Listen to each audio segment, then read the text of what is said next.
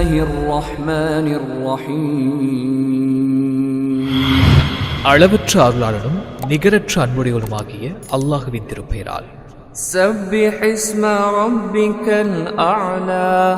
நபியே, மிக்க மேலானவனான உம்முடைய இறைவனின் திருநாமத்தை தியானித்து தஸ்பீஹ் செய்வீராக.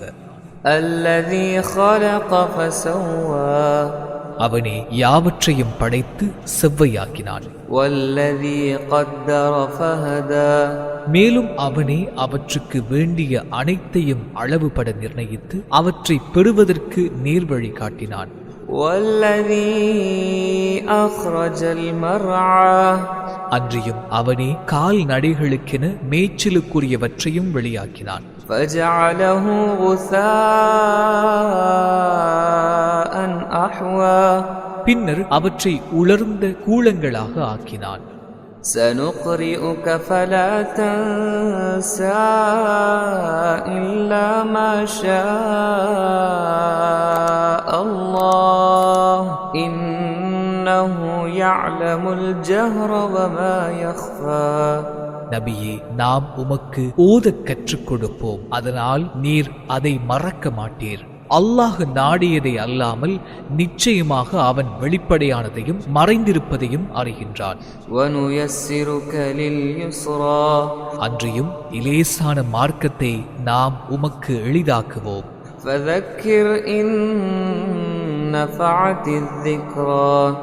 நல்லுபதேசம் பயனளிக்குமாயின் நீர் உபதேசம் செய்வீராக.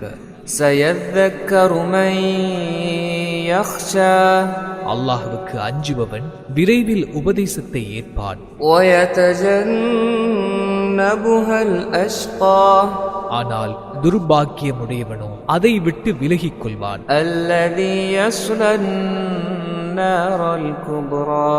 அவன்தான் பெரும் நெருப்பில் புகுவான்.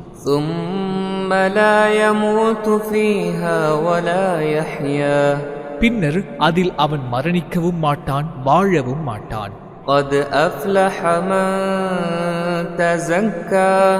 தூய்மை அடைந்தவன் திட்டமாக வெற்றி பெறுகின்றான்.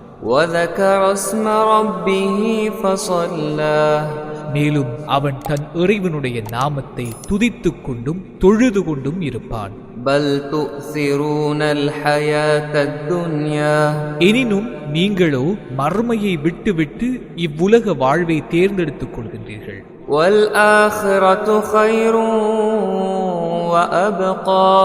ஆனால் மறுமை வாழ்க்கையோ சிறந்ததாகும், இன்றும் நிலைத்திருப்பதும் ஆகும்.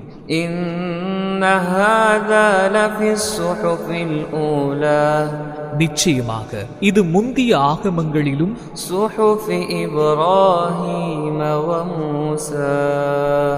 இப்ராஹிம் மூசாவினுடைய ஆகமங்களிலும் இவ்வாறே அறிவிப்பு இருக்கின்றது.